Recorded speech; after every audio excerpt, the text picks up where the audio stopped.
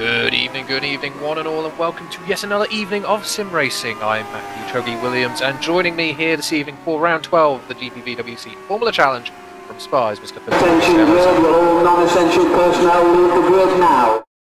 Good evening, everyone. As we are already going to the grid, we've already had qualifying. Indeed we have. Unfortunately, a few technical difficulties have delayed us, but we have not allowed those to get the better of us.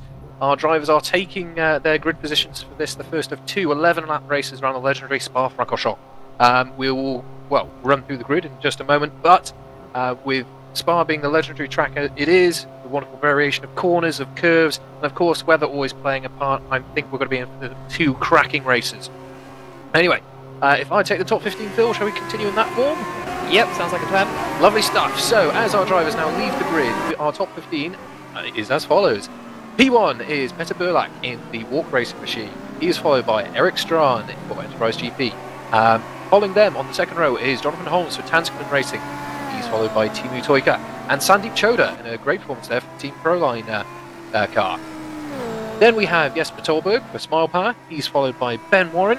James Johnson is in the second Tanskman Racing car. Then we have both of the Bastovic cars, Davidas Polaris and James Kirk Davidas, getting the upper hand in that inter-team duel this time round. Then we have Thomas Fadler starting in P11. He's in the second Team Proline car. He is followed by Peter Duvier in the second walk racing car in P12. And then following him is Rasmus Salo in the Aurora Motorsports car in its nice shiny new livery. He'll be starting P13. Then we have starting P14 Roy Verzilli in the Zedric racing car. And following him is Eric Teska in the Viking racing car. And I think he's new entry this time around. So welcome. Okay, so down to P16 with Hansco Bibis in the LR Enterprise GB car. Patrick Wanimula, Cosmo Autosport down to 17th. I always get this name wrong. Ewa Tunainen? Yep. Tunainen, there we go, for THR. Mike Schroten making up the racing team Schroten sandwich with David Juntz in 20th, the other THR. Viking Racing of Ben Hackerson down in 21st with Adam Oscar. YTF, oh, another sandwich here, YTF1, 22nd. Sam Jones sitting in the middle with Aurora Motorsports in 23rd. And Rob Mason also for YTF1 in 24th. Andres Pestovs for Zedric Racing in 25th. Tommy Jala, Smile Power Racing 26th.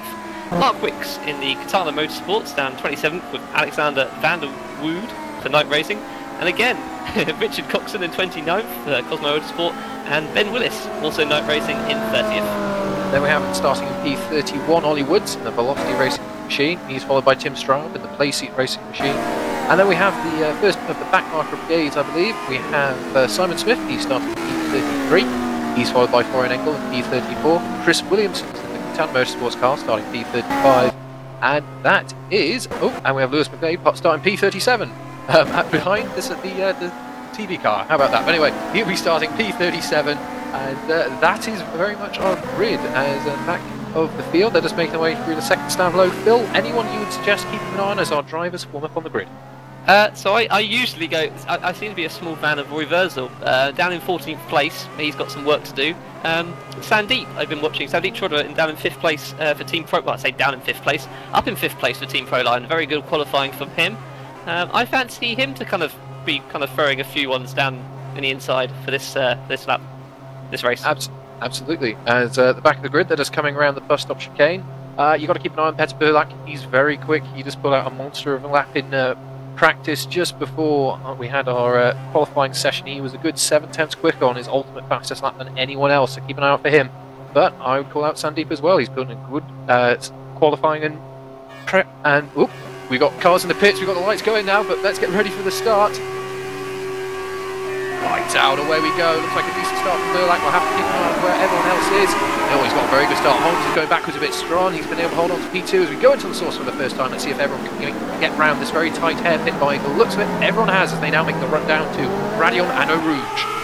Yeah, it looks like a clean getaway. I can't see any front wings flying off, which is good to see. As we go down Eau Rouge, anybody side by side going to really throw some?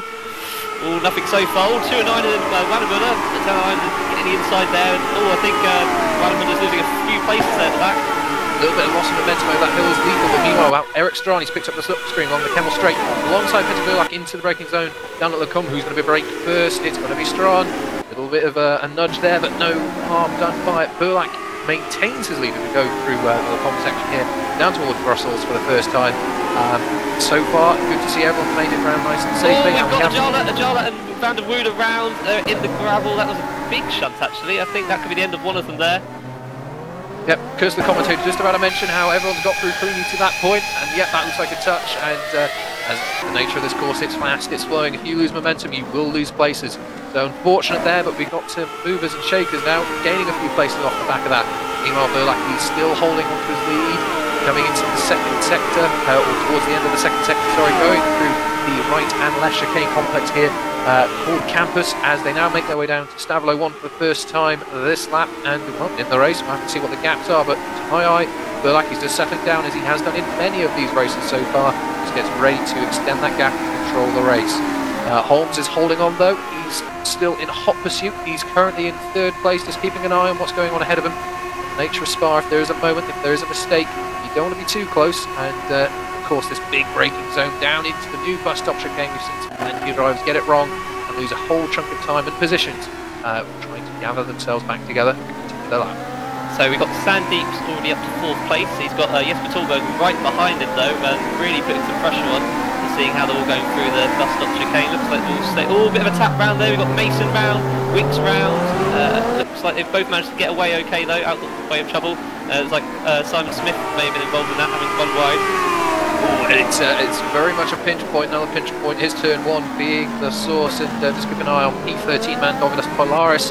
Very close to running into a group of cars, all fully on the brakes, all locking up, trying to avoid running into one another. But if you get a driver just a little bit surprised there, you can steal a march, but likewise, you can play it tactically. You can decide to fall in behind the car, because you know that you'll have this long stretch along the Kemmel Straight here down to the pond, and it's a great overtaking opportunity. But as our driver... We're seeing that right now. Oh, Rasmus Solo tried going up to 8th place. Oh, somebody's hit the back of him as well. He's taking on a... fancy who it was, it's one of the pink cars, that may have been Timu Toika. He had the inside, but he locked up, and then sadly kind of got ran into the back two at the same time. Yep, a shame there, but there's still a long way to go. It's an 11-lap race we have here. We have 2 of those for you on this 7-kilometre race circuit, and just to briefly mention Strawn, he's got that gap, I would say visibly closer now to Burlak. The gap is only 0.3 of a second, as we're just hearing from our cameraman extraordinaire. Badler has apparently lost his rear wing, which is definitely something you don't want to lose, especially with corners like a Rouge on the circuit. Very high speed, you want all the downforce to climb onto. So a little drama there, he's going to have to get that repaired, and he's definitely going to lose some time, but it seems like he's recovering, just going down towards Pouan right now, and hopefully he will be able to get the pits and get himself sorted. Meanwhile, keeping an eye on this battle between Burlak and Strawn, gap still remains around 0.3. I have a feeling this one is going to go right to the end, and it's going to be one mistake will decide this one. Just seeing what fights there are, there's quite a few up and down. Sandeep and Jesper Tolberg in 4th and 5th as we come to the bus stop, kind of really close to each other. Tolberg not fancying him chucking it down the bus stop, just kind of holding back for now. He's probably, as we were saying, probably thinking ahead to the long straight after Rouge, just to kind of use the slipstream there, but he's going to have to make a bit of a charge up into the source to kind of make sure he stays as close behind it. Absolutely, and also let's remember that Jesper Tolberg is one of our protagonists. Here we've got a spinner in the field somewhere. Hopefully I'm sure they will pick that up, but Jesper, he's one of our protagonists going into the final few races. It was 2 and 9 over here spinning. Drama for the THR driver there, but Jesper, he's going to be potentially thinking about his championship. You know, is it worth chucking the car up the inside? To my eye though, Choda, he's got really good traction. He got some really great exit out of the source there, and coming down this Kemmel Straight, look at the gap, it's at least 3 or 4 car lengths. So evidently Choda, he's got that car 1 set up really nicely to get out of the corners, and 2, he's got it really well geared. He's not got much wing on, and he's evidently got that car set up nicely to try and defend from attacks along that straight. So obviously being a Spa, it's a very interesting mixture. We've got a lot of high-speed corners, Blanchimont, Stavilo 1 and 2, or Rouge even itself, so tyre wear will be very important as well here, and very difficult to kind of judge whether you go for the low downforce or a bit of downforce to help you get through those high-speed corners. Absolutely, and of course let's remember this is Spa, it has its own microclimate. You never know really what weather you might be driving into as the race progresses. In fact, in warm-up practice earlier we did have rain on the track, and it lingered moreover, it just did not go away. So you might have drivers who have considered that and gone, okay, well, let's compromise the setup perhaps a bit and be ready to, just get rid of any of that, disadvantage if and when the rain comes, if being the big quantifier, of course, here. But as our drivers are circulating around on their third lap here. The field is starting to spread out a bit. You've got Holmes and you've got Burlak and Strong. They are in a class of their own right now. The gap's still 3/10, but growing ever slightly lap on lap. You've got a 3-second gap now to Holmes in third place. And they have a 2-second gap to Choda, who has still got Jesper behind them. So we'll have to see if tyre wear or a crafty move from Jesper can get him ahead of Choda here, but Choda doing a good job. We got call out. Kirk and Toyka in 7th and 8th are really fighting it out. Toyka's going to be on the outside for turn 1. This is going to be an interesting run down. All these brakes. Oh, he's lost down the braking. Oh, he's going to recover quite a wide corner, but he's lost Mebius, but he's going to have the run on him. Going back down towards Eau Rouge. This is going to be an interesting one here. So who's going to be able to do it? Yeah, who's going to have the bigger motivation? Oh! Good. Oh, and Kurt's man! Oh, Kurt put it in the wall at the exit of Eau Rouge on his own. Oh, goodness gracious. And he's lost his front wing.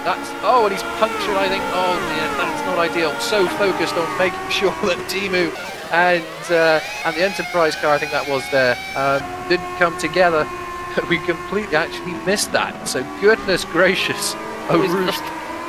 He's just gone up through Eau Rouge and he's just kept going right and sadly lost it. He has got a puncture, he's suffering. He's kind of fighting the car to get back. He's doing quite well to stay out of the way of trouble at the moment. But yeah, hopefully he can get that car back to the pits and see what he can do from there. But it's the other downside of Spa. It's a very long circuit, 7 kilometres. I think we said 7 kilometres and 4 metres. Indeed. So he's now kind of going down Bruxelles, turn 10 towards turn 11. Yeah, this isn't going to be a fun end for him. Absolutely not, and as you say, it's going to take a long time to recover, and it's almost the worst place you could get damage, right, almost at the start of the lap. So a real disaster there, but hopefully you will be able to recover and come back in race 2. So just keeping an eye though on the other fights going on in the field. We've got a few drivers just having their own inter-team fights. Just keeping an eye on P33 and P34 right now. Both night cars have found each other quite close together, so I'm sure they're going to have a scrap as things go on. And I think we've got Straub and... Oh, he's just catching up onto Kirk, as we were mentioning him, and he's fighting with Basili. So all sorts of fallout from the start, although... While that was all going on, we've missed Tolberg overtaking Chodra in what would be Les Combs turns 7, 8 and 9. Yeah, he got the slipstream on the Kemmel straight and just kind of used it to his advantage down the inside, and round he went. So he's currently now back up to 4th. Lovely stuff, good textbook move. We'll have to see if he can then start to reel in Holmes at all and try and grab a potential podium position. It would be ideal for him. Meanwhile, the gap between Bullock and Strahan, that's gone up now to a second, so Bullock evidently still keeping his foot well and truly on the fast pedal and really giving Strahan something to think about. We'll have to see though if he'll be able to maintain that as the race goes on. Got Hansko Mebius in 8th place, lining up Timu Toyko along the straight. This is fighting for 7th. Yeah, he's got the inside now. He should be able to do it. He's not going to bring anybody else with him. Oh, they're going to be last of the late breakers. Hansko's just about got it. Yep, wonderful, shutting the door right on Timu's face. Nice and fair. Yep. Firm for fair. Yeah, absolutely. That was a clinical move. Absolutely, just got that car absolutely stopped nicely. The corner was with him. He knew that the exit, he would be able to just get that car right ahead of the front of the Toyota tune there. And job done, very much so. Good overtake. Now I have to defend as we go through sector 2 here down into Puon. Not really an overtaking opportunity down here, but if you can keep close enough, and goodness gracious me, Mebius runs a little bit wide into Puon. Toyka, he's got a real good run. He's right under the gearbox. He might be able to launch something up into this little chicane section, but by the looks of it, Mebius, he's positioned his car well. Is it me or is Mebius? He's really struggling, I think, with the balance there. A little bit of a twitch when he's putting power down. The car seems a little slow to turn in. Might just be getting the car up to temperature. You know, we're still fairly early on in the race, as we're on lap 5 here of 11, so actually we're up to half distance. But anyway, we'll have to see how this is going, how this progresses. But Toyka, oh goodness gracious me, such a good exit from Stavelo too. He's already alongside. This is going to cause a few questions here going into Blanchemont. They're already alongside. Toyka's actually ahead by Blanchemont. Who's going to yield? Is anyone going to yield? No one yields, and they're still on the tarmac, thankfully, due to a little bit of runoff there. Mebius has got a good exit. Look at Sarlo. Sarlo's going, I want a piece of this action, going down into the bus stop chicane. Where will he place himself? He takes the normal racing line. He says, these two are having a good scrap. Let me just focus on my exit, get the job done. Beautiful. Look at that. Up alongside Mebius. Lovely, lovely opportunist driving there. Good stuff. We have to see if he completes it down into the source. Oh, TV Toyka's gone, and I was worried Mebius was going to go into the side of him there. It's probably worth pointing out Mebius here may even have a wet setup. Obviously, we talked about there was some rain during practice. There wasn't any during qualifying, but it could be he's kind of, you know, throwing a bit to the rain gods and it hasn't arrived for him. Not yet, but you never know with these things. There's a car stopped in Sector 2. Just going to see if I can figure out who that is. Nope, not Williamson. It's someone, no. Decided to park up. Is it Willis? I think it was Willis, as his car's appeared in the pit lane. So that's a driver. He's hit one of the anti-cuts and, sadly lost it. And that was the end of the car. BBS, we hear, has gone round. After that...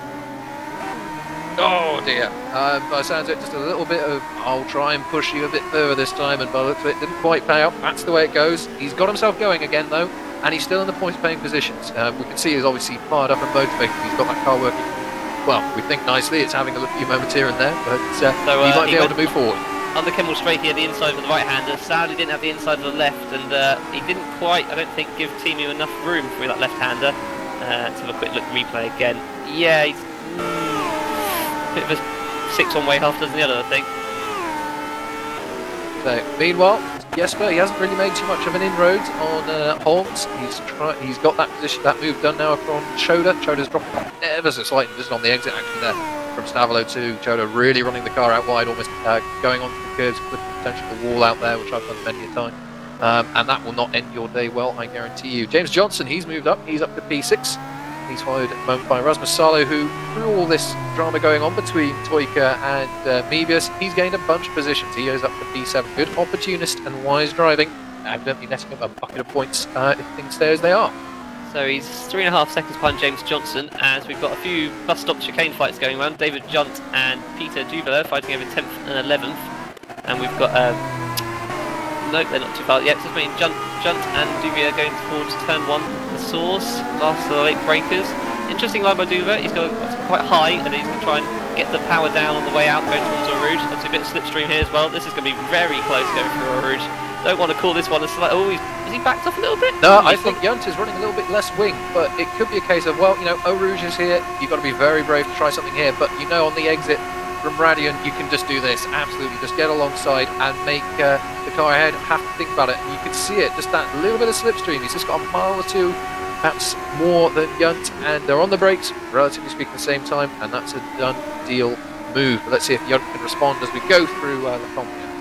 So Mebius also behind them, took 12th place from Eric Tesk, so he's also moving up, but Tesk is right on his backside as we go through Bruxelles.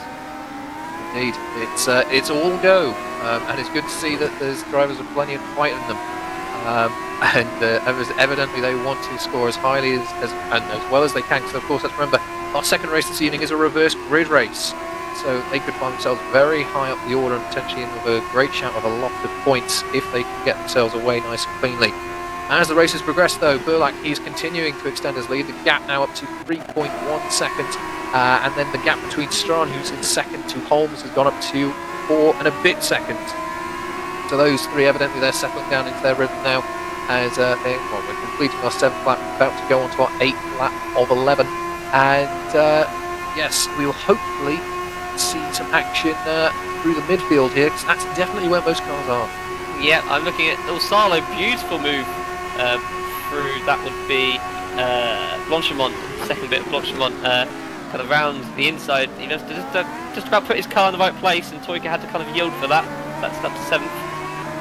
Yep, that was a good considered bit of driving, I think there. You know, there's been a little bit of rubbing and bumping and whatnot throughout this. No, Polaris, leaving it absolutely to the absolute limit. All four-wheel lock up there. He's kept that on the tarmac though. We hear that we've had another retirement. We've had a few retirement. We've had Holmes retire. Have we had Holmes retired? Goodness gracious, we have, from P3. That's huge.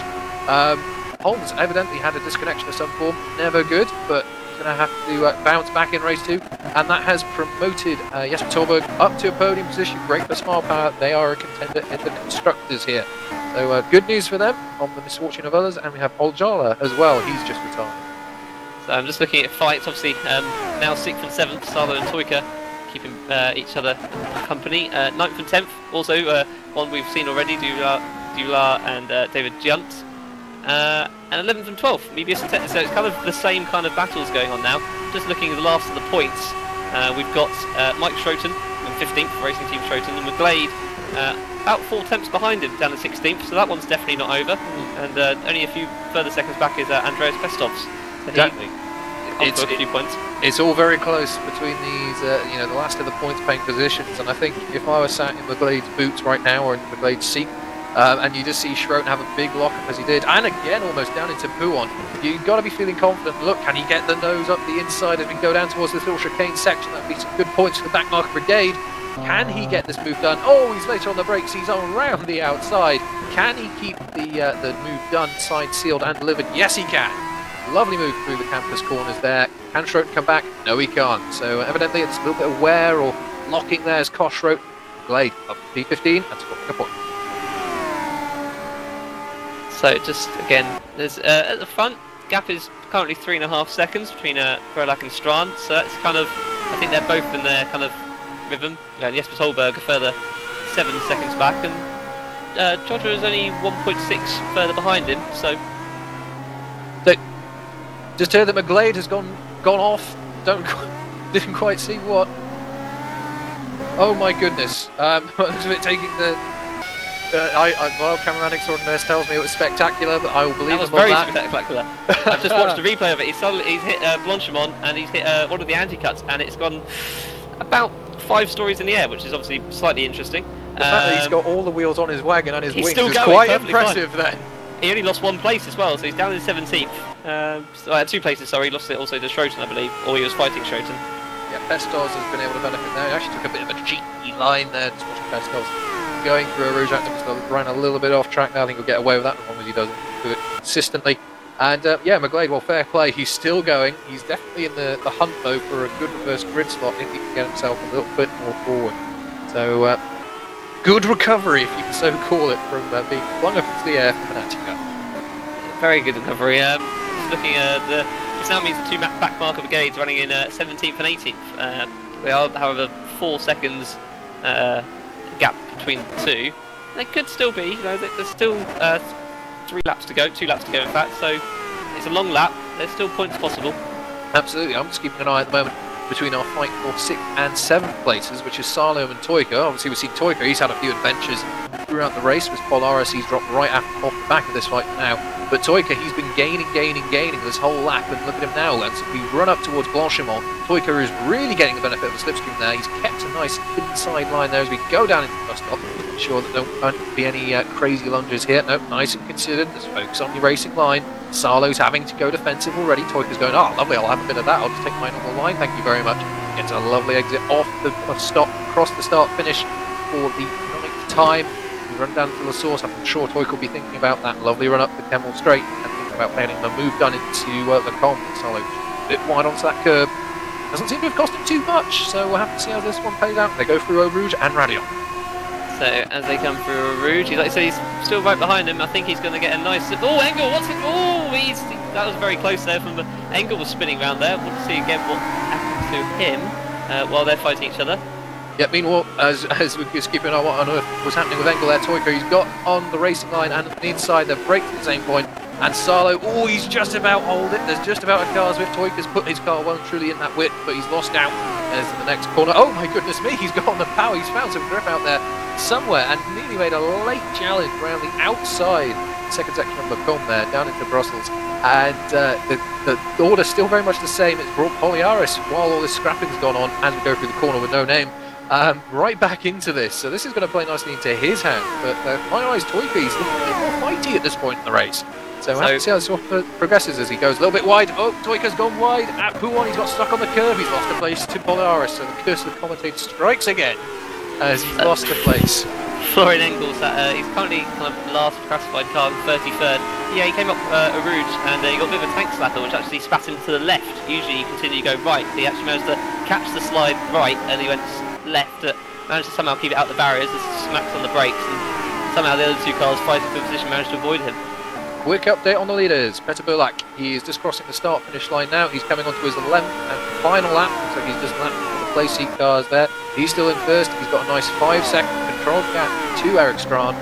And following that disconnection, Jesper Tolberg has got 2 seconds back from the leader. But Toika is on diving the down podium. the inside of Polaris. Toika there for 7th place, diving down the inside of Polaris at the bus stop chicane. Beautiful move.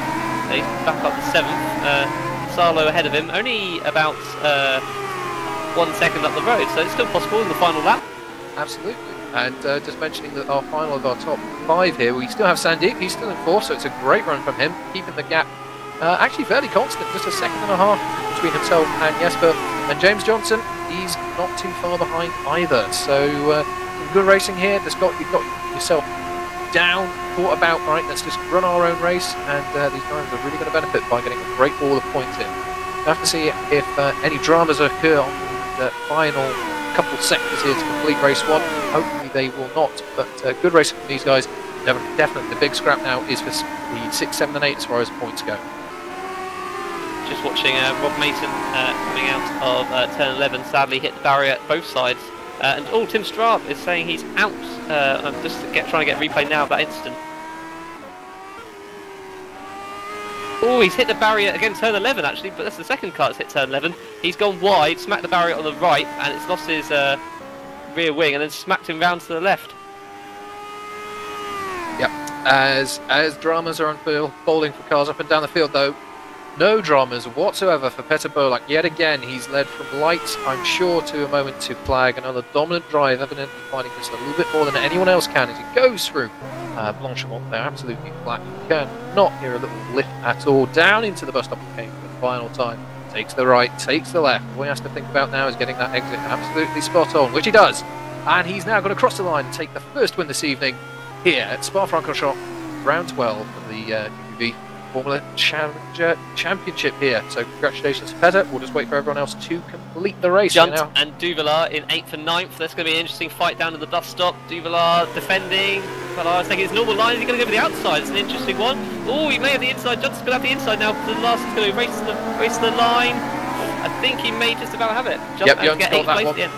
Lovely little cheeky move there just to get that one done. Toyka following on. He's finished in P10. Let's quickly run through our finishing order as we have it. So we have winning the race there, Petter Bolak. He was followed by Erik Strachan, followed by Jesper Tolberg. We then have Sandeep Choda. Great race from him. He's finished P4, just on the outside of some points there, or a podium position, sorry, there. He's followed by James Johnson, yet another great point score from the Tanskin team, looking very strong with the constructors. Then followed by Rasmus Salo, some great driving in the mid part of that race there. He's finished P6. He's followed by Doviles Polaris and Vastovic. Then David Junt, great move there. He stole P8 from Pete Duvelaar, finished in P9. Then we have Timu Toyka finishing P10. That was a fun and entertaining first race. Notice that it stayed dry for all of it as well. It'll be interesting to see if race 2 does the same. Absolutely, and we've just seen the cars as they're obviously crossing the line here. We'll just run through our final 5 points, which is we have in P11 Viking Racing, Eric Tesk on his debut, I believe. So congratulations, sir. Good finish there. Then have Hansko Media for Enterprise, following a little adventure mid-race. He finishes P12. Then we have Adam Oscar in the YTF1 car, followed by Ben Hackson in the Viking Racing car, and our final points finisher, after a few lockups in a few moments, is Mike Schroeder from Racing Team Schroeder. So congratulations to all. Good racing there, and I'm sure those top 15 will be very pleased with the first all of points from what is an incredibly demanding track. Phil, what's your thoughts about Spa? You can't hate Spa, quite simply. It's kind of, as I've always said, my track tastes are different compared to a lot of people, but you just cannot hate beautiful Ardennes forest. Beautiful location. It's got the kind of good mixture of weather, which we haven't seen, any rain yet, but we know it's always possible when it's Spa. A nice mixture of flowing corners, and it's difficult to set the car. Obviously, usually it's a low downforce. Quite simply, you would look at that circuit and go, well, it's low downforce, but with the weather, you've just got to keep your eye out and kind of think about, do you really want that very low downforce setup if the rain arrives? Absolutely. As you rightly say, I mean, the beauty of this race course is that it's completely, if you will, natural. It's not one of these where they go to a strip of land and go, right, we're going to put a corner here, we're going to put a corner there. It's evolved from early racing back in the 1920s. It's had a few variations over the years. They've built a track around the terrain and elevation that was there, and it's an absolute star. As you rightly say, you just cannot hate this race course. There's a little bit of everything for all manner of driver, and it's saying something when drivers say, well, I've always enjoyed my crash at this corner at Spa or something. It's kind of an odd one that drivers enjoy driving so much they even enjoy crashing as well. But anyway, not too much of that, thankfully, in our first race there.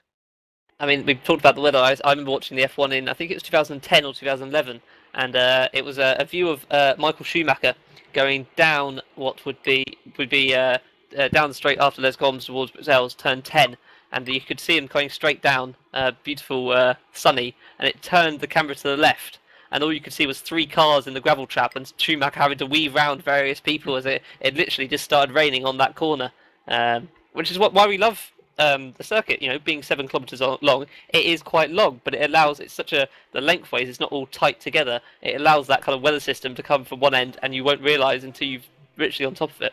Absolutely. Well, one thing we should mention here and now actually is that this wasn't the first race of this evening here at the GPVWC. Of course, we have the Open Series who race prospective drivers looking for a full-time seat here in the Formula Challenge. Bill, do you want to run through our top 3 finishers?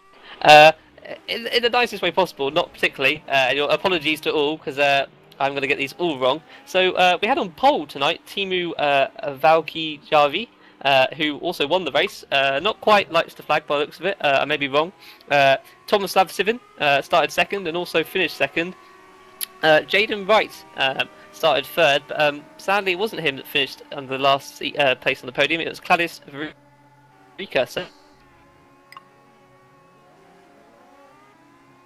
yes, congratulations to our podium finishers there. As I think we just lost Phil for a bit there. We've had our reverse grid drawn, and I believe it may be the wonderful Mr. Simon Smith, of course, who commentates on the Super League and various other things here at the GPVWC. So good luck to Simon. That'll be a good pole position to have, especially around here. And we'll have to see, obviously, as our drivers, we'll just have them in final warm-up here for the second race this evening. We'll have to see, 1, if the weather does anything, and 2, if it does, how the drivers will be able to navigate that. So all sorts to look forward to, I think it's safe to say. And you know, it was a while ago, but our last round, it was a few weeks ago now, it was back at the Hungaroring, and much like the first race, actually, we've had some consistent protagonists, I think it's fair to say, in the mid and well, to this part of the Formula Challenge season. We have the likes of Burlack, who had a stunning win just a moment ago. He didn't win, though, last time out. It was actually Holmes who drove a great race. Strawn came home in second, as he did tonight, and Burlack came home in third, following a good scrap between those two. So the first race was one truly to watch, and then a stunning drive, truly stunning, off the back of a reverse grid. Strawn took the win there, really helped put an impression certainly on the Constructors' Championship, getting some great points for Enterprise. Burlack, though, again, getting those consistent point finishes, finished in second. He was followed home by Terence Gretsch. But as things stand before this evening, of course, our protagonists as far as the drivers goes are Petter Burlack, David Yunt, Jonathan Holmes, Jesper Togberg, and James Johnson, all drivers who finished in the top 10 in this race. Phil, as we progress, do you see these guys being the ones to watch every race now, the true protagonists, or do you think someone a little bit further down can at least catch a few teams' eyes perhaps for next year? Well, I don't think in that list you mentioned Sandeep out of all of that. Indeed. So, I mean, you know, a 4th place here. We know, you know, he's proved here that he can get the consistency and, you know, do a race and get a decent result. He did, like I said, he actually lost a place to Tolberg, but they'd got it back due to someone sadly disconnecting. But, you know, he's put in a decent race here. What we've also got to remember is, as in other championships, there'll be a few people now having to be a bit wary about when it comes to overtake. Do I really want to fight this guy? Sandeep won't be one of them. You know, he's got nothing to lose, as they say, and he will be throwing his car down the inside, not exactly without a care in the world, but knowing that, you know, he can do that, knowing that the people he's probably overtaking are those that are fighting in the championship, who may not fight it too much. While we were mentioning Hungary, it's probably worth quickly mentioning the penalties that were being carried over. Nothing to do with starting grid positions. It was just warnings for Tuunainen and John McLean for avoidable contact and post-race conduct, and then 10-second time added to race 2s to Simon Smith and Ben Horrell for a punt and avoidable contact, and they both got 1 licence point. So it looks like it was a clean race I missed roughly at Hungary. It was. We had the wonderful Mr. Thomas Hind stepping in for you, who did a great job with our Indianapolis broadcast. And of course, we'll mention this at the end. There's all sorts of racing you can find here at the GPVWC. Just head on over to gpvwc.com and you'll be able to sign up and find out more. And also, by all means, feel free to tweet in. We're at GPVWC Live. Pretty sure you'll have that on your screens during all this. So feel free to tweet in your thoughts and opinions, and we'll hopefully get a chance to mention those at the end of the racing this evening. Anyway, drivers completing their final warm-up moments and laps here, Phil. Obviously, we have the wonderful Simon Smith on pole. Who do you think's going to win, though? Ooh, so, I mean, Wurzel finished down in 18th in the end, I see, sadly. So, but that means he's going to start a bit higher for this one, possibly, or we start in 18th. But you're going to, again, as ever, you're going to have that group of people fighting each other in the midfield, and you know, Simon Smith. It's going to be an interesting kind of first lap from everyone. You know, as people try and work out if they should really be in that position, and that's what we love about the second race. You know, it throws up all kinds of random issues which will have to kind of fix themselves during a very epic, interesting first lap. So looking forward to it. Yeah, it's going to be fascinating. As you said just a moment ago, you know, weather is playing a hand, as you never know. We've got rain on track, guys, so this is going to be even more fascinating. But as you were saying just a moment ago, there are those who are thinking about a championship now, and obviously if you've got unpredictable drivers you don't normally race against, you're going to have to start thinking about that. And well, with rain, goodness gracious, who knows what's going to be happening. So the rain's already dying down though, and I'm just having a quick look out the window, and it's not looking too cloudy. Indeed, but in fact, it's already stopped raining. Indeed, but you know what Spa's like. You'll be driving one bit and thundering on another. But anyway, we now have our grid formed, and leading us away is Mr. Simon Smith, the backmarker brigade. He will start to pole position. He's followed by Mark Wicks in the first of the Katana cars, and he's then followed by Lewis McGade in the second backmarker brigade car in P3. So good stuff to see that those backmarker brigade cars so high up the field. Then we have both Zedric racing cars. Yeah, that's Roy Vasily, Phil's favourite. He'll be starting P4. He's followed by Andres Pestovs. He'll be starting in P5. Then is Mike Schroep, finished 15th last time round a few moments ago. He'll be in the first of the racing Schroep cars. He's followed by Ben Hackerson, Adam Osgo, and Hansko Mevius. Then we have second line racing car and the top 10, Eric Teske. Then starting in P11, so we could keep an eye on him. He was feeling feisty in the first race, as we saw. He's followed by Keith Duvley, David Young from THR, and Ovid Esparis in the Aston Grand Prix car, and in P15 is Rasmus Sara from Aurora Motion. So in 16th place, it's James Johnson for Tanskin Racing, with Sandeep in 17th for Team Proline, and Jesper Tolberg in 18th. And this is where you said the kind of group of the guys that did really well at the start. It'll be interesting to see how far they can make it up. So Eric Strand in 19th, Peter Bralak in 20th, 21st Ben Warren, Racing Team Troton, and Richard Coxon, Cosmo Autosport, 22nd, Ollie Woods, Velocity Racing with Urad Sunainen, THR in 24th, Sam Jones 25th, Laura Motorsports, and Chris Williamson 26th for Katana. Noticing at the moment we've got no sandwiches going on, which is a shame. Alexander van der Wood in 27th for Night Racing, and James Kirk, we're hoping to kind of make some places up down in 28th. Bob Mason in 29th for YTF1, and Thomas Fladder, the Team Proline, in 30th position.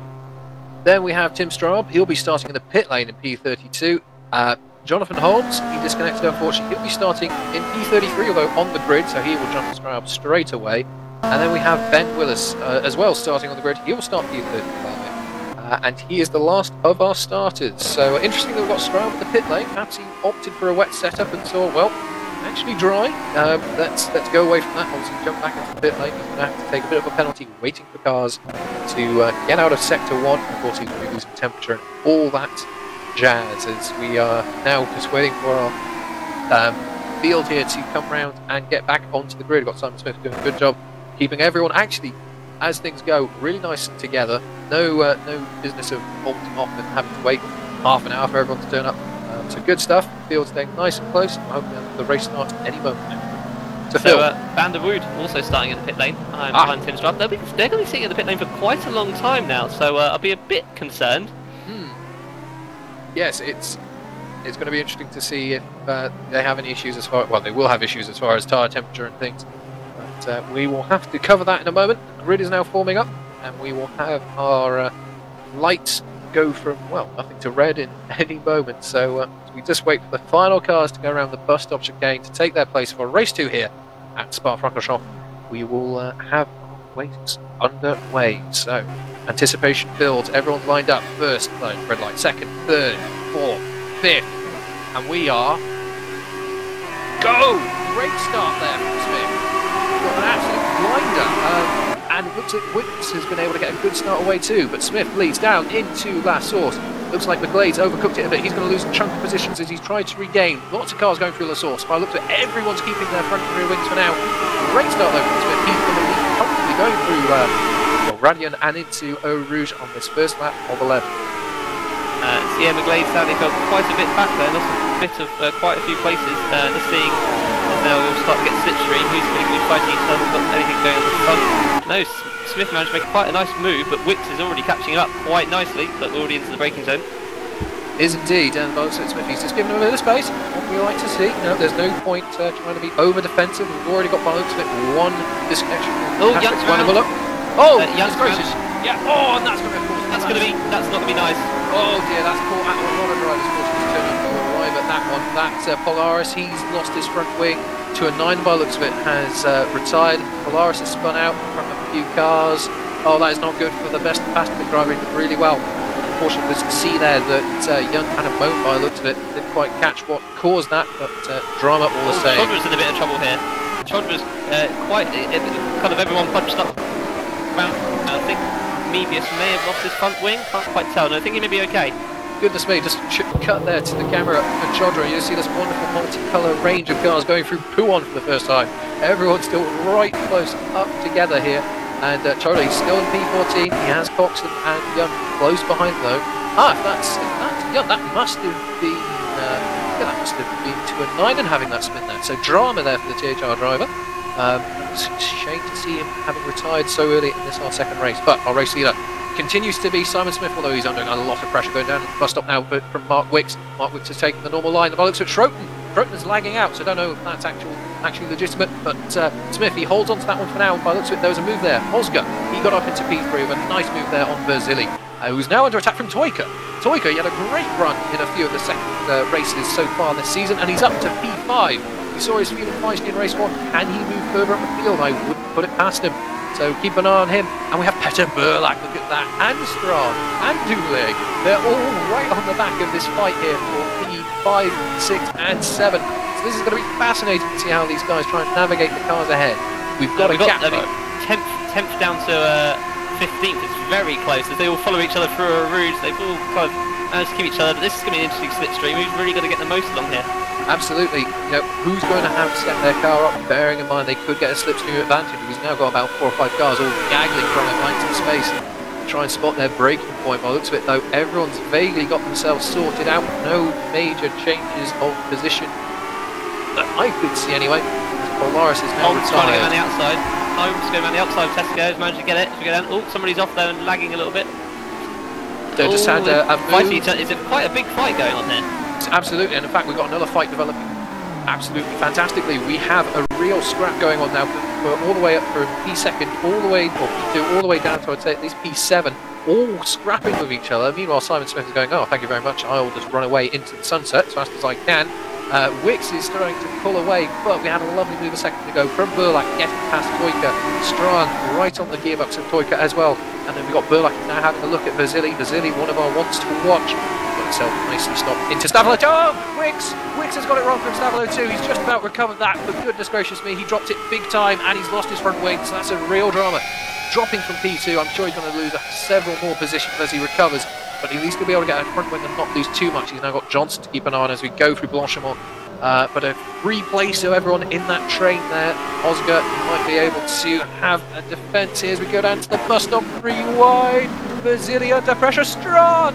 Smith's gone into the pits. Oh! Ah, that's why he did so well. Oh, we think he's had a jump start. Oh no, that's such a shame. He was doing so well. Strawn leads though from what, 7th or so at the start of last lap. He's now leading the race with Burlak close behind.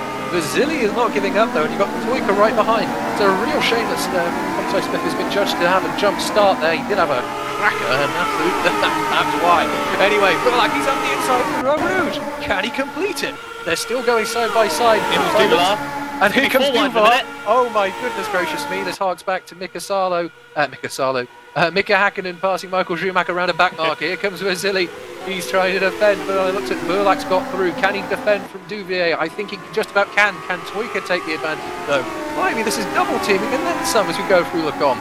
Great driving, all of our drivers here, keeping it on the island and making positions. So Comsai Smith's come out in 16th, so there's still hope for a few points. Obviously, quite a lot of fights going on ahead of him, which he's now just going to see what happens as we see Tesk and Mason fighting each other, 13th and 14th. There, again, there's fights up and down and struggling to keep up with this.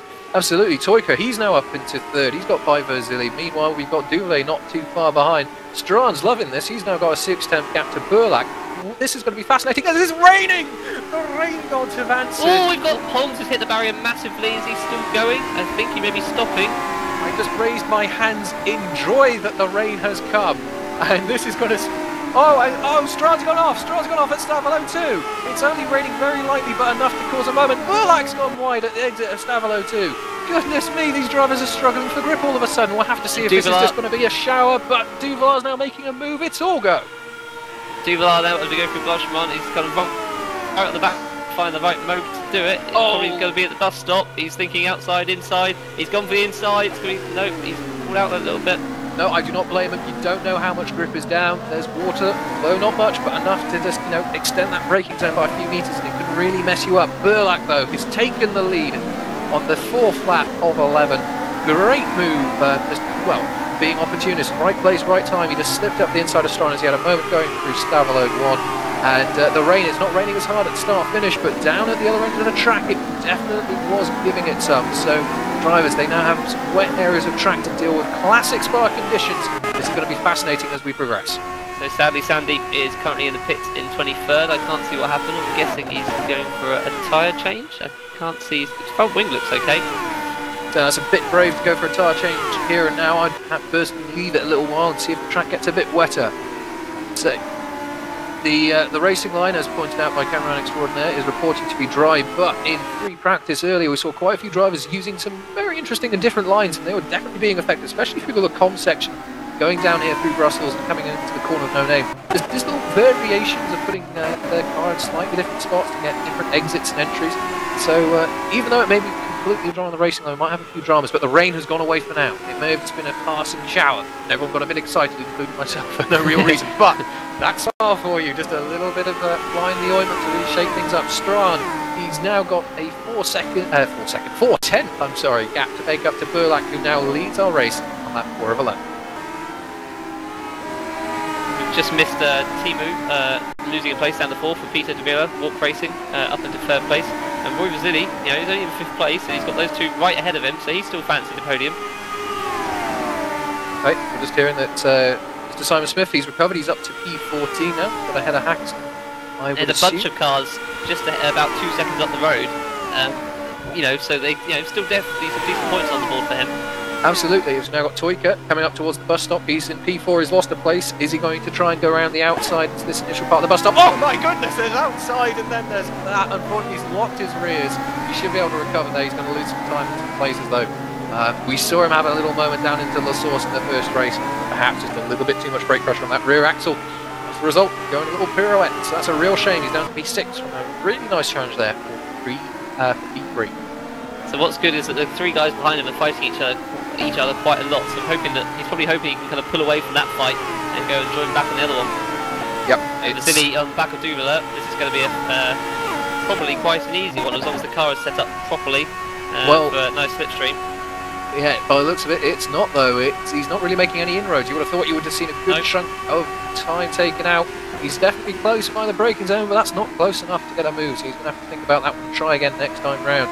Vasili though, he's right on the right on the gearbox of Duvela. Might be that actually Vasili's running a bit more wing. He might be able to have a bit of a chance into this section. And Duvela, he goes, oh goodness gracious me, Duvela sent him on a dummy there. Vasili, unfortunately, he's lost out down into Brussels. He's into the gravel. He's recovered. And down to 6th, I believe. He's down to 6th place. The gap between 1st and 2nd is only 2 tenths at the moment, so Eric Strachan managing to keep on the back of Petter rather nicely here, so that's definitely not over. Absolutely, you never know. Just a little bit of extra tyre usage here and there from either one of them, and you could have some potentially interesting moments where you just run a little wide or just don't get quite that entry and exit that you want. So we'll have to keep an eye on that though. But the gap has extended. Duvela now into P3. He is got a 4-second gap to make up and try and catch up in second, but he's got 2 seconds critically. The next car behind him, so he's got a nice comfortable gap to work with. See what other fights are going on. We've got a bit of a train going on from the 10th place with Tolberg, and then 11th Oscar, 12th Tesk and Coxon in 13th. And then a bit of a gap, and you've got Hackerson and Johnson. Sadly, sorry to speak over you. We've now got a fight between Toika and Vasily going through Blanchimont. Toika, he's fighting. You've got Junt involved as well. My goodness, it's all moving and shaking as we go down into the bus stop. Toika, he's not locking up his rear axle this time round. He's got himself nicely stopped, controlled, nice line through the second part of the bus stop again. He's got a good exit. I'm sure he's going to be thinking about a nice move here on the exit of Eau Rouge up towards Le Combe. We'll have to get through the source first, though. Looks like Vasily's missed the apex a bit. Look at that Toika in-point precision. He's gained a half a car length by getting that car absolutely lovely into the apex, powering down the hill into Eau Rouge, up through Radion, and Toika right on the gearbox already. Vasily's going to have to think about which way he's going to try and defend. But look to it, Toika's already made his mind up. He's going on the racing line. And will he be able to get alongside the pass before he gets to the braking zone? I have to keep an eye on it. But by the looks of it, he is already. Toika just got so much slipstream advantage. Vasily's not giving up. He's put a little bit of a squeeze on into the braking zone. But they both survive this time around. Great move from Toika. That takes Toika up to 5th place. Next up, it's Hansko. He's, 3.8 seconds up the road. So it's going to be difficult trying to catch up with him. And he's not really fighting anybody. So he's kind of in a race of his own. Meanwhile, at the front, Strand's dropped back a bit now. He's now nearly a second behind Petter. So either we've missed something or he's just kind of leaving it for a while, give it a few laps, keep the tyres nice and fresh, and have a go at him later. Absolutely. You might just have been a little mistake here or there, and you can build up a gap like that. As I mentioned earlier, Spa being such a high-speed track, you lose momentum anywhere. It takes an age to build it back up again and get yourself back into that rhythm. I'm going to keep an eye on, though, between Hansko Mebius and Dubala. That gap is coming down ever so slightly every sector, so that could be developing nicely towards the end of the race. And we'll have to see if Timu can make any inroads on the 4-second gap he's got to Mebius. These two obviously having a good old scrap in race 1. Let's see if it repeats itself. Meanwhile, Vasily in P6, he's now having to defend from David Junt as we go through Blanchimont. The 6th time of asking. They're both through nicely. Can he line anything up for the bus stop? Nice little dummy there from Junt, but not enough to do anything. Oh, Vasily! Vasily, he was keeping an eye on his mirrors. Thankfully, he hasn't caused too much damage, but he's absolutely clattered into the back there of Toika. Nice little dummy there from Junt. Have to give Vasily too much to think about. Missed the braking point, and goodness gracious me, that could have been curtains. But he's still continuing. Yeah, he's only lost about 4 or 5 places there, so not too bad. He's still amount of decent points, and definitely something he can recover.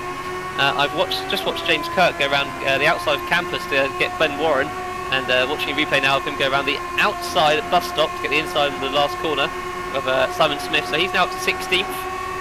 Now next guy looking at Ben Hackerson, only 3 seconds up the road, so definitely some points going on here for James. Absolutely good recovery from a moment in the first race. Meanwhile, that's Berlak gap up to 2 seconds. So evidently either tyres have just disappeared from Strahan or Peppers has found a whole chunk of space from somewhere.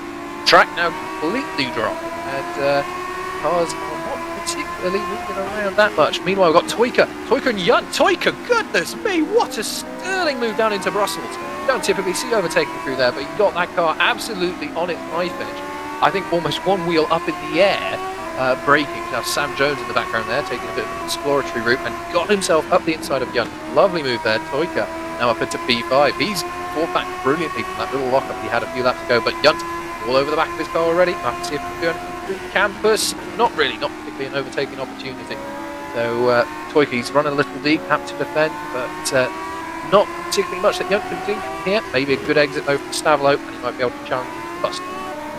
So I'm currently watching 9th and 10th place, which is Jesper Tolberg and Roy Vasily. They're very close to each other, and it's Thomas Fladler and Team Proline up in 8th, not too far up the road, so fighting Sam Jones in 7th, as you were mentioning earlier. Yep, there's plenty of movement going on in the midfield as things are starting to settle down as we're on our 8th of 11th lap. We just had Petter start the 8th lap here. No action though between Toika and Junt this time around. In fact, Toika took a little bit of the curve on the inside there of the bus stop and actually got 2 wheels into the ground, as unfortunately Alexander van der Wood has retired from the race. But Toika, what on earth has happened to Toika? He's absolutely slowed down a whole bunch. Oh, is he lagging out? Oh, that is a disaster. Toika's lagged out on the start finish. Oh, and he's back, like magic Simracing fairies have put him back. He's back into 5th. And Yunt there, ooh, blimey, I would have had a moment there. Oh, blimey, where has he gone? Don't want him all of a sudden appear and wreck my car. But all together, they've run through Radiant and Eau Rouge. Toyka's going to have to defend here from Yunt. Have to see who's got the higher top speed and who's running the lesser wing. By the looks of it, it's fairly close. So we sadly also lost Ollie Woods coming out of campus. He looks like he went a little bit wide and then kind of spat him out the other end. And so that's the DNF from him. So last classified at the moment is 24th, Ben Willis, although he sadly, by the looks of it, hasn't got a front wing. It's a He's shame. just coming into the pits now to get a new front wing. So it's going to be quite hard now to catch up what is 23rd of Lewis McGlade. That's a real shame that he's lost his wing. And of course, these style of event, you know, if you do get your car damaged and you need to pit, that is definitely going to be a real hard task to try and gain any points from that event. As Ben Willis, he's now retired, and just keeping an eye on our development at the head of the field. Petter Burlak still leads, gap almost up to 3 seconds now. So he's found his feet, he's found his form, and just driving off into the sunset as he has done many races, or in many races so far this championship. So he's going to be pleased with himself. Strawn, he's not giving up though. Another good haul of points for himself in Enterprise GP. He'll be pleased with that. Peter Duvlar, second walk car, good score of points for the walk team, and he is still in 3rd. I seem to be doing a lot of sandwich hunting at the moment. We have 3 types of sandwiches. We've got Eric Strawn between the walk racing of Petter Burlak and Peter Duvlar in 1st and 3rd, and then Peter himself. It goes walk racing Enterprise, walk racing Enterprise. He's in the middle of 2 Enterprise TV cars. Oh, we've got somebody falling down the field there. Oh, indeed, pitting in. Vasily. No front wing on Vasily's wagon. That's unfortunate, and that's definitely going to take him out the hunt for points, I would suspect, at this point, which is a real shame. I'm watching. He had a spin in Bonchma with Tolberg. I'm just watching a replay. They kind of spun in kind of unison, Vasily having touched him or hit him off. Tolberg looks okay though. Tolberg's continued, but yeah, bad news for Rory. Absolutely, and that could have some ramifications as far as DNF. That's a real shame. He had a great race up until that point. Just one moment of lack of concentration has cost him. Just keeping an eye on the Toyka and Yunt fight though. Toyka, he's still got his mirrors full of that THR car in front of David Yunt, and a little bit of a late braking and lock-up down into Brussels as the corner falls away from me so quickly. He's still maintained that position, but that is definitely going to boost Yunt's confidence as he follows Timu around this 7-kilometre racetrack. Is his tyres going? Is he struggling? Where can I capitalise and get by for that 5th place? Thank you very much. Yunt, one of our championship contenders in 2nd place for this evening's event. So he's going to be thinking about, well, can I get the move done safely? I don't know. It's all going to be an interesting one to keep an eye on as the race develops.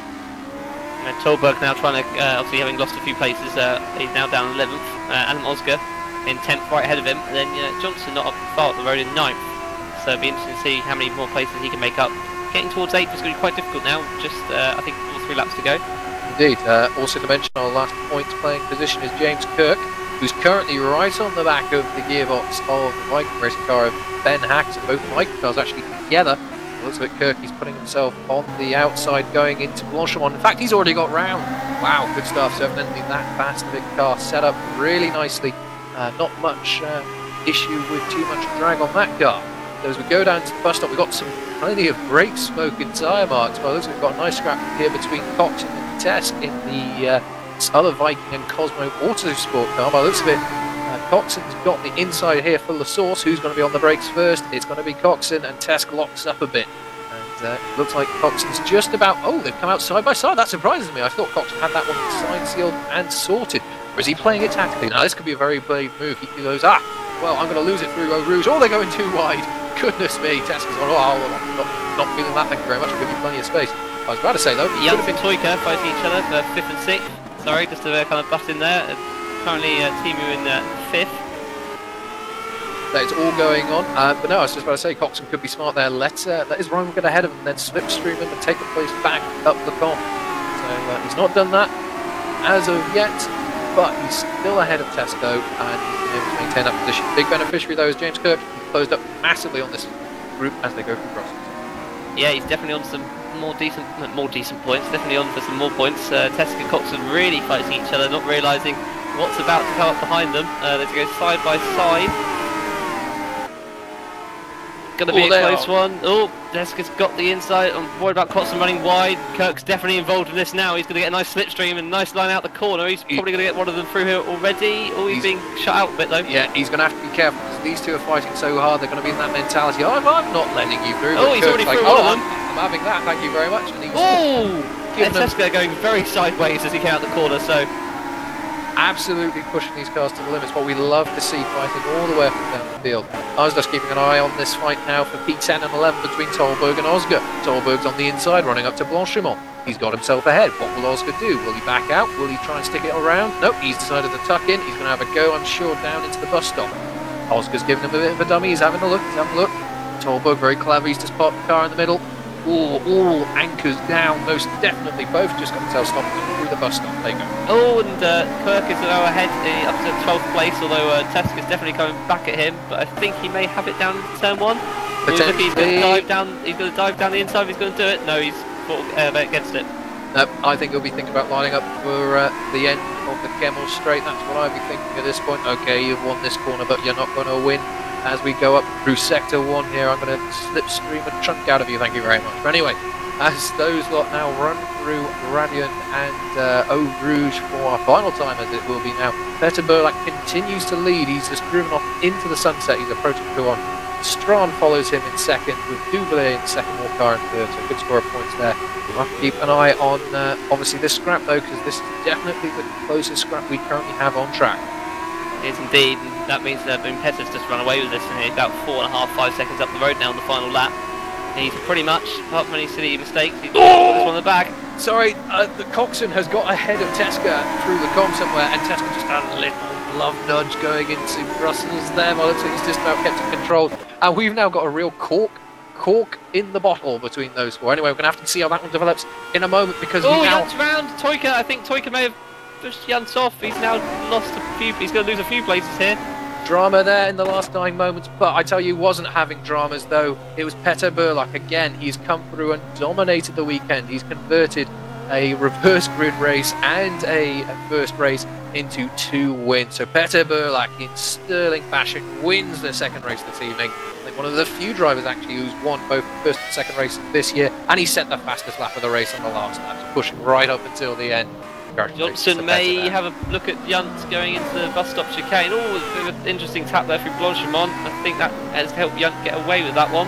Junt's lost his front wing, so he's going to be vulnerable on the brakes. Oh, just about got it stopped though. And I think going out of here, yeah, that's going to be a done deal. So Junt will come home in 8th place.